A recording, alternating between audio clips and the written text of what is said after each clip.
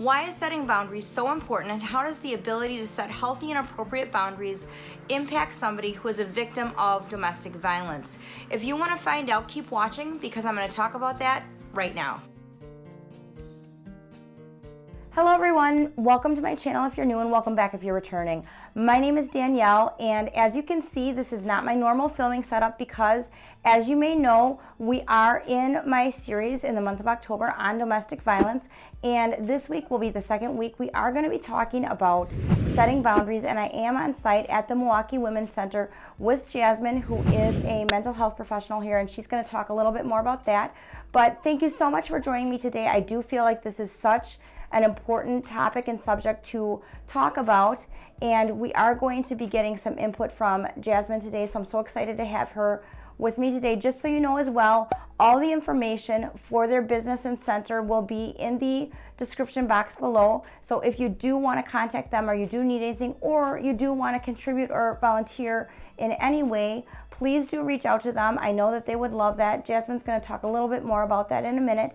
But if you're new to my channel, thank you so much for joining us today. If you like videos that motivate, encourage, and inspire you to be the best version of yourself you can be, physically, emotionally, and mentally, then I would love it if you would take a moment and hit that little red subscribe button down below, ring the bell so you never miss a video, and don't forget to like this video if you do like it, and please do share this video with anyone that could use the information and education that I am promoting in these videos for the month of October so that we can really increase awareness. I would really appreciate that. So with that, let's get into the content of the video. So Jasmine, can you tell us a little bit about the organization and what your role here is? I am a mental health and substance abuse counselor here at the Milwaukee Women's Center. We are a domestic violence and homeless shelter. Our doors have been open since 1980, so we're celebrating 40 years. Wow, okay. We merged with Community Advocates in 2007. Community Advocates is another organization that assists individuals in the community with housing needs, energy assistance. Milwaukee Women's Center Domestic Violence Shelter. If someone is in need of shelter, they call the center directly, and we complete a screening just examining their needs, their family sides. For homeless, they have to call 211 to be able to be referred to the shelter. But we also have a crisis line that if someone is experiencing and they just need somebody to vent to, they can call our crisis line. Or also, if they just want to speak directly to a counselor for any assistance, they can just call and ask to speak to the therapist here and most likely be transferred to me. Oh, great. So you know what, you guys, this is a really great way if you're in a situation where you might know someone that really might be struggling, or someone that you suspect may need some help, but it's an uncomfortable subject to broach, or you don't know how to ask them. What you need to do is just simply tell them, hey, my friend has a YouTube channel, or this person that I watch has a YouTube channel, and she really wants to create awareness. I'd love for you to watch the video, and that would be a really non-invasive way without asking any questions. If you do think you know someone that could use some assistance in any of these areas to really help them get the information they need to get the help that they might need. So Jasmine, let's talk about setting boundaries. Do you find that when people come in, when women have been victims of domestic violence, do you find that they really struggle with setting boundaries? Is that an issue? I would say individual. So looking at each case individually, setting boundaries is definitely one of those goals that's automatically put on top.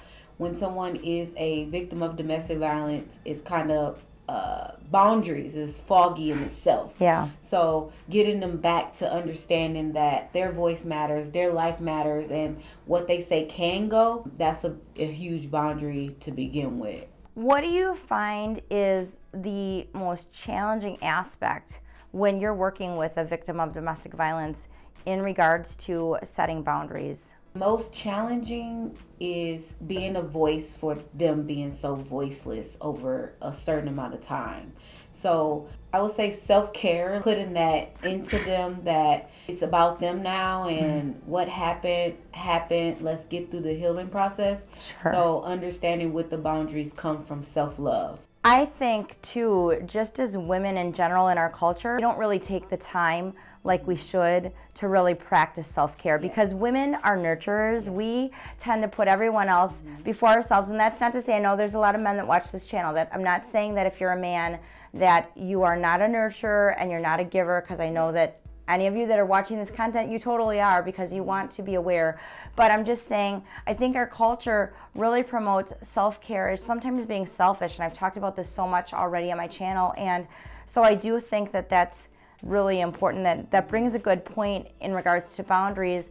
I've always said you have to be able to take care of yourself first before you can look at taking care of other people, because you have to be healthy and whole physically, emotionally, and mentally before you can really be in a position to reach out and take care of anyone, whether that is a child if you're a parent, whether that is older parents if you're in that kind of situation where you have to care for older parents or other family members, or even employees or other people in your life that you have a caregiver or a caretaker role for. It's just really important to take care of yourself. This is a little bit impromptu, so sorry if I'm putting you on the spot, but getting into a counseling role and being in this role, I would imagine, would be somewhat stressful.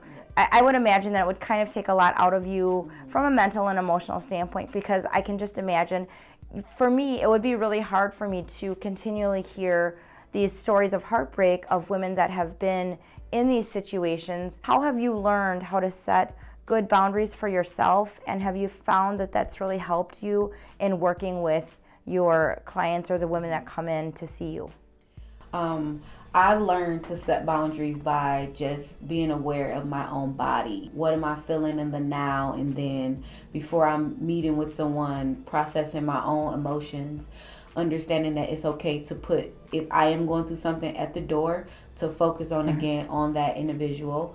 I take a lot of walks, so that's great. That's very beneficial.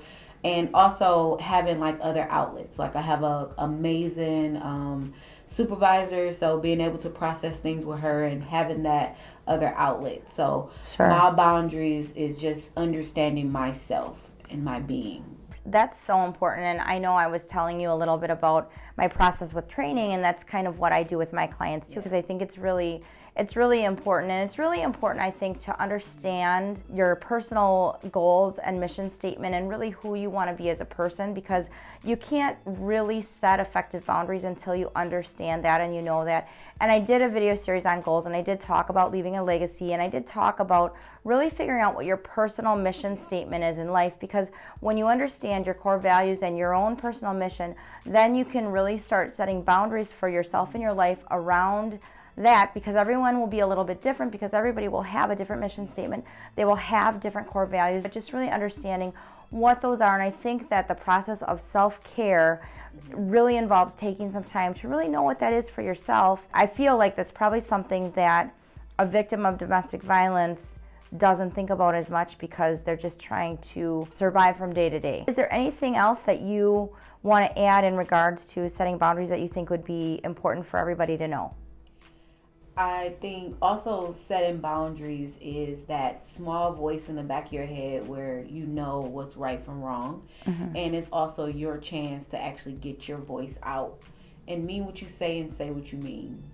Yeah, I think that's really important. And you know what? It's fine to say no. Yes. You can say no. In fact, if you're watching this video right now, I want you to pause it and just practice saying no out loud. Say no. No. So I'm going to share, this is really kind of personal. The people that know me will laugh, like know me personally. My home has been kind of a mess, because if you know, I'm a reseller. I sell clothing and items and personal items and things, and it's just been kind of a mess. I've been reorganizing and trying to go through things and sort things and things like that. And my mom wanted to come over and have coffee in my home, and she's very organized, very neat, and it stresses me out a little bit. I love my mom dearly. I just want to say I love my mom, but it was highly stressful when she sent me this text. I was like, oh no. I set a boundary and I said, no, that's not going to be possible. Let's meet at Panera. I will buy you coffee, but no, you're not coming over. And I didn't say it in a mean way or anything, but it was just my boundary, because I didn't want to put myself through that level of stress. And I'll tell you guys, you know what? It felt really good. Felt really, really good. And it didn't damage our relationship in any way. I told my mom the truth when we met. I said, I just wasn't ready for you to come over. My home is a mess right now, as you know, and I just wasn't gonna have time to clean it up. It wasn't good for me. And that's okay. And I think really what you do, if I'm hearing you right, is really help women understand that it's okay to say no and really start to be able to do that in a healthy, positive way. Okay, well, thank you so much. I really, really appreciate you being here today, Jasmine. I really appreciate your time. And you know what? I really, really support organizations in our local area who do this. And I know that there are people that watch these videos that are not in my local area, but I really want to encourage you to look around and reach out in your own local area and see what organizations like this are in your area that you could support, because they really need your support. Well, thank you, Jasmine, so much for being here today. I really appreciate your input. Oh, there is one more thing that I did want to ask you. Yes. What can we do as a community to better help your organization? What kind of things do you really need from the community for support? So we prepare our own meals here. So we can take volunteers to come in and assist with lunch, breakfast, or dinner. We also can take donations of towels, twin beddings, underwear or socks, or any other essential items and toiletries for families that's entering the shelters. When they come in, they're able to take those things with them, so we don't reuse them, so we can use those as donations. Thank you so much. I really appreciate your time. And like I said, you guys, before, if you haven't already subscribed to my channel, please hit that little red subscribe button down below. Please like and share this video. Please, please share this video. And I will look forward to seeing you in my next video. And remember to make your everyday ordinary life extraordinary.